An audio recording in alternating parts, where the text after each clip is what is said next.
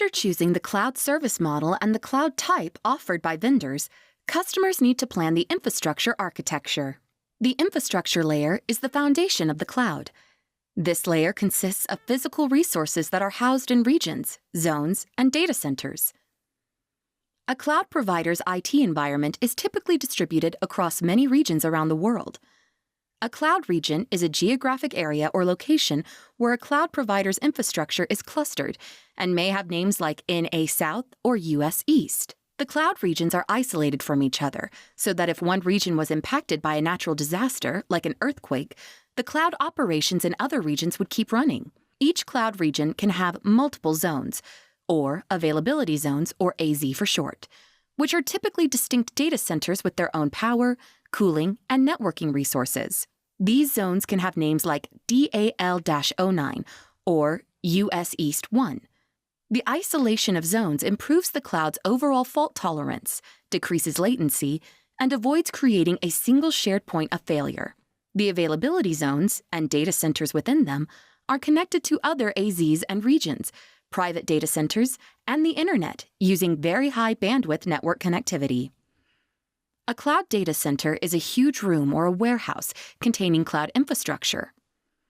These data centers contain pods and racks, or standardized containers of computing resources such as servers, as well as storage and networking equipment, virtually everything that a physical IT environment has. Computing resources. Cloud providers offer several compute options: virtual servers, bare metal servers, and serverless computing resources. Most of the servers in a cloud data center run hypervisions to create virtual servers or virtual machines, also called VMs for short, that are software-based computers based on virtualization technologies. Other servers in the racks are bare metal servers that are physical servers that aren't virtualized. Customers can provision VMs and bare metal servers as and when they need them and run their workloads on them.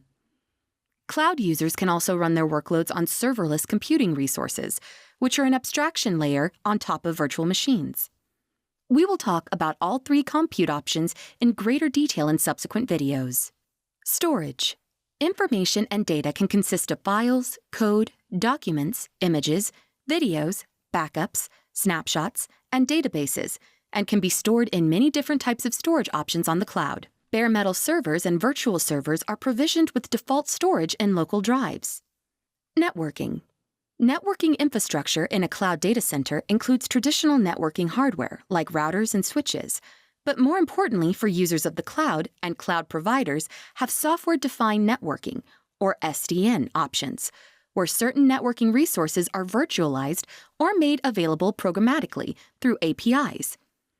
This allows for easier network provisioning, configuration, and management in the cloud.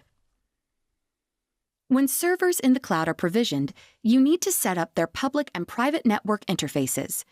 The public network interfaces, as the name suggests, connect the servers to the public internet, whereas the private ones provide connectivity to your other cloud resources and help keep them secure.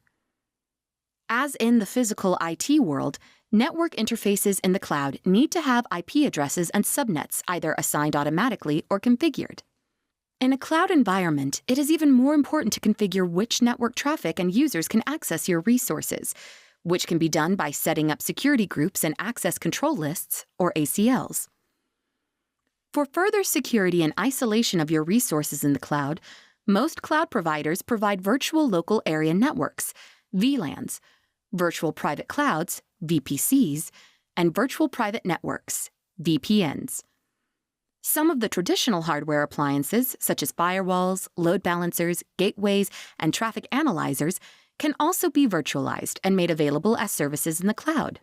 Another network capability provided by the cloud providers is content delivery networks, or CDNs, that distribute content to multiple points throughout the world, so users accessing the content can access it more quickly by getting it from a point nearest to them.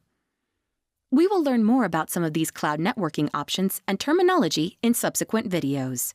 Cloud infrastructure is constantly advancing and improving. In the next video, we explain virtualization and virtual machines.